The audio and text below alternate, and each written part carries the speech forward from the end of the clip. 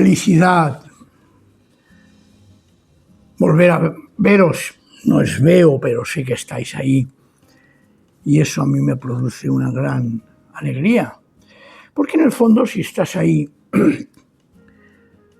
supongo, y creo que acierto, es por tu interés por la palabra del Señor. Y hoy vamos a seguir. Estamos, como sabéis, tratando Hechos de los Apóstoles. Y estamos ya en una situación bastante avanzada. Estamos en el capítulo 19 y vamos a seguir en el versículo, a partir del versículo 21. Estamos en Éfeso. Pablo, fijaos que ahora, a partir de ahora, lo que es este libro, estas narraciones, se están refiriendo casi exclusivamente a Pablo. Pedro tuvo su protagonismo, y ahora es Pablo quien es el protagonista. Y nos encontramos en Éfeso. Y en el versículo 21 del capítulo 19 nos dice el texto: terminada toda esa tarea, ¿os acordáis que Pablo predica, tiene un problema con unos exorcistas, etcétera? Y se terminada toda esa tarea, Pablo se propone ir a Jerusalén, pasando por Macedonia y Acaya. Él decía que después de estar allí tenía que visitar Roma. Si os acordáis, en la carta a los romanos ya Pablo lo insinúa en el capítulo 1, versículo 10, que su intención es precisamente visitar Roma. Si lo hizo o no lo hizo, históricamente no se sabe. Las tradiciones dicen que sí, que vino a Sefarat, a Hispania, y que estuvo en Roma. Pero de ahí a una confirmación objetiva no tenemos. Pero en esa situación, en el versículo 22, nos dice que envió a Macedonia, desde Éfeso, a dos de sus asistentes. Uno era Timoteo y otro era Erasto. Y él se quedó una temporada en Asia. Actualmente está situada esta zona en Turquía. Y vemos que el versículo 23 nos dice: por entonces sobrevino una gran crisis acerca del camino. Cuando dice camino se está refiriendo precisamente a aquellos que habían tomado el camino de la enseñanza de Jesús el Nazareno. Y se produce una gran crisis. Vamos a ver lo que nos dice ahora, porque es interesante lo que nos enseña. Pablo quiere ir de viaje y se encuentra, antes de iniciar su recorrido, con un grave problema.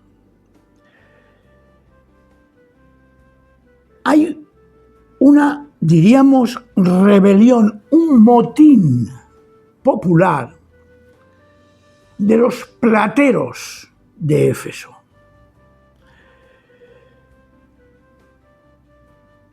Y lo que sigue ahora, si hacemos un análisis algo profundo, nos encontramos con que hay un aspecto sociológico que se manifiesta, sobre todo en la manipulación de las masas. Y un punto que creo interesantísimo, cómo se puede manipular las masas a través de conceptos religiosos y de, curiosamente, intereses económicos. Al leer el pasaje este, sinceramente lo digo, a mí me viene a la cabeza cualquier crónica de cualquier diario de nuestros días sobre manifestaciones, asambleas, etc. No olvidemos que la crisis surgió a causa del camino, es decir, del seguimiento de Jesús. Vamos a hacer un poco, de arqueología. Éfeso era famosa porque tenía un inmenso templo dedicado a Artemis. O Artemisa. 120 metros de largo por 70 de ancho y rodeada por 128 columnas de aproximadamente unos 19 metros de altura. Era considerado hoy en día, será considerado también en aquel momento, como una, gracias Monse, como una de las grandes maravillas del mundo. Y claro, alrededor, fijaos lo que os he dicho antes, esto me sugiere algo muy actual. Alrededor de aquella manifestación religiosa se producen unos intereses económicos enormes. Claro, ante la predicación del Evangelio, el jefe del sindicato de los plateros, que según nuestro texto era un tal Demetrio, ve que en la predicación que hace Pablo, en el Evangelio, en la proclamación que hace Pablo, se le va todo el negocio abajo. Pierde trabajo los plateros. Es muy actual, hermanos y hermanas, y sinceramente, hay centros religiosos que viven de eso, viven de explotar su imaginación. El otro día, sin ir más lejos, un elemento. Resulta que a su congregación les vendía trozos de la madera del arca de Noé. Patético, hermanos. O sea, lo que aquí se manifiesta en este texto es algo que siempre se ha producido. Quieren entonces, ante esa situación, una reacción tremenda, linchar a Pablo, quieren matarlo y a sus compañeros. Por otro lado, los judíos también se sienten un poco amenazados porque, claro, ellos también son críticos con los ídolos.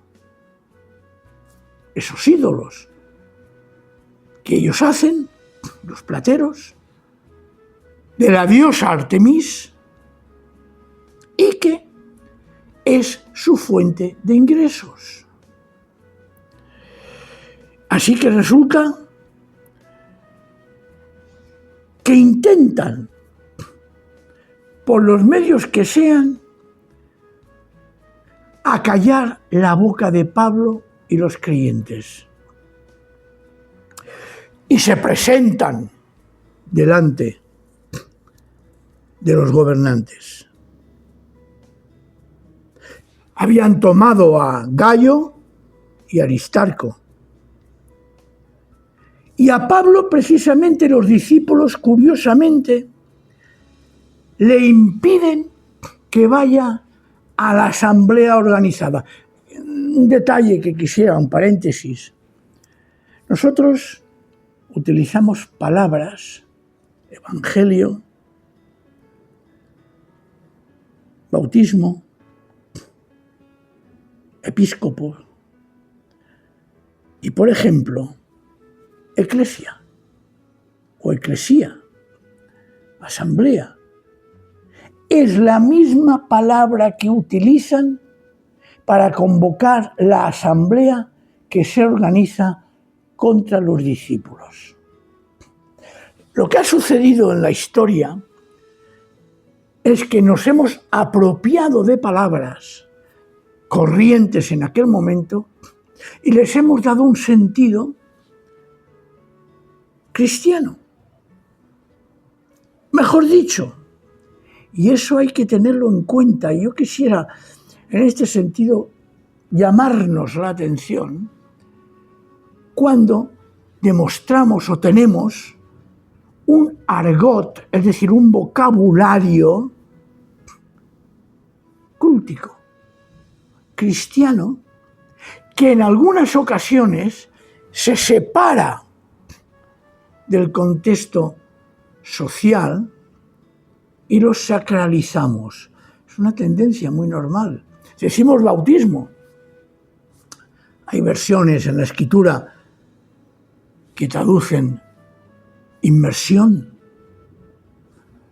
Hablamos de iglesia y hay traductores que con sabiduría hablan de comunidades, de asambleas. Hablamos de evangelio. Fijaos que estoy citando un vocabulario, un argot nuestro. Pero evangelio significa buena noticia.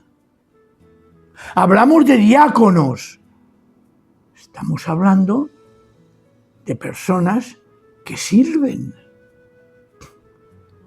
Y a veces la sociedad, y lo tengo que decir, no sin razón, nos rechazan por ese argot teológico, religioso, cúltico que nosotros usamos. Cuando lo que tendríamos que hacer es encarnar el evangelio, la buena noticia, en la sociedad. Dicho esto, deseo seguir en aquella situación. La causa es grave. Es grave porque pone en cuestión el gran negocio religioso que se produce y que, repito, es muy actual. Es muy actual. Pero hay un detalle. Se produce un gran tumulto en la ciudad, todos se precipitaron hacia el teatro, llevan a Gayo y Aristarco, estoy leyendo el versículo 29, como compañeros de Pablo también. Y dice el 30 que Pablo intentaba acudir a la asamblea, pero los discípulos no se lo permitieron. Y muchos de la concurrencia, y es un detalle curioso, ni sabían la causa. Estoy hablando de borreísmo. Estoy hablando de que en ocasiones la gente no sabe el por qué ni el para qué, pero como va todo el mundo, allí voy yo. A mí me gustaría que todas aquellas personas que defienden sus convicciones hubieran hecho una auténtica crítica del por qué, para qué creen y defienden lo que tienen entre manos. Hay iglesias, una gran iglesia que tiene su sede en Roma, que ha hecho de las imágenes una idolatría pura y dura,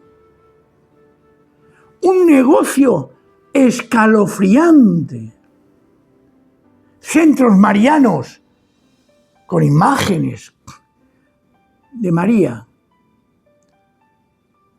Artemis, que hacen negocios en la venta de amuletos, de imágenes, de escapularios, que en el momento que dices o criticas que esto es así, recibes automáticamente la condenación. Pero es que no solamente la Iglesia romana. Cuando eso se produce en el mundo protestante, en el mundo evangélico y en muchos grupos que se tildan de creyentes y hacen un negocio. Mirad, es el negocio de la imagen. Porque a veces también nosotros, que la imagen es una idolatría, podemos caer y entenderme lo que digo en la bibliolatría. Hacer de lo que nosotros creemos algo inamovible, un ídolo. Mirad, no sé si leerlo o no leerlo. Sí, os lo voy a leer. Os lo voy a leer porque el otro día no estoy pidiendo que todo el mundo esté de acuerdo, ni mucho menos, lo sabéis. Porque cada uno tiene su fundamento, su base. Pero voy a leer algo que surgió de mi corazón precisamente ante esta lectura que hoy estamos haciendo. Primero, si nos vamos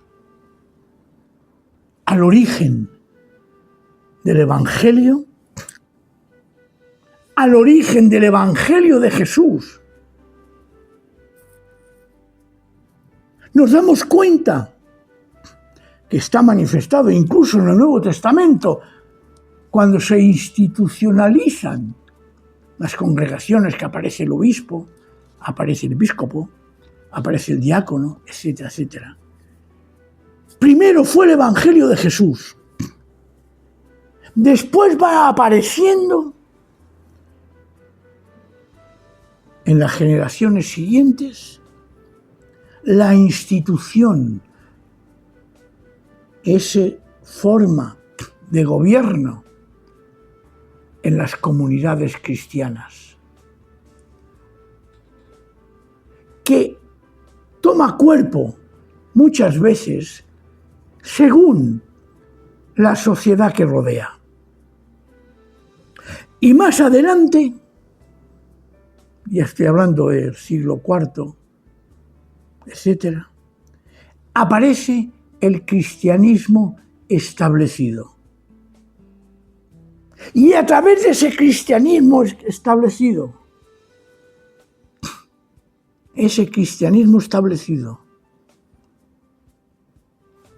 estoy hablando, ya lo sabéis, Roma, Constantino, tal, se construye lo que hoy se está viviendo. Y lo voy a decir de corazón con dolor, pero creo que es una realidad. Estamos asistiendo a la caída del imperio, llámalo cristiano, tal como la Iglesia lo ha ido construyendo, pero con la esperanza de que sobreviva el puro y auténtico Evangelio. Espero que de nuevo volvamos al principio, es decir, al Evangelio, con una mínima referencia a la institución, a un Evangelio que no condene a nadie porque opina esto o lo otro, a un Evangelio sin prejuicios de ninguna clase. Espero volver al camino de Jesús, volver a servir a Dios, no a servirnos de Él.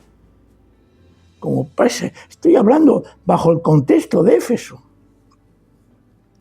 Volver a escuchar las palabras del Señor de la manera que la escucharon los discípulos.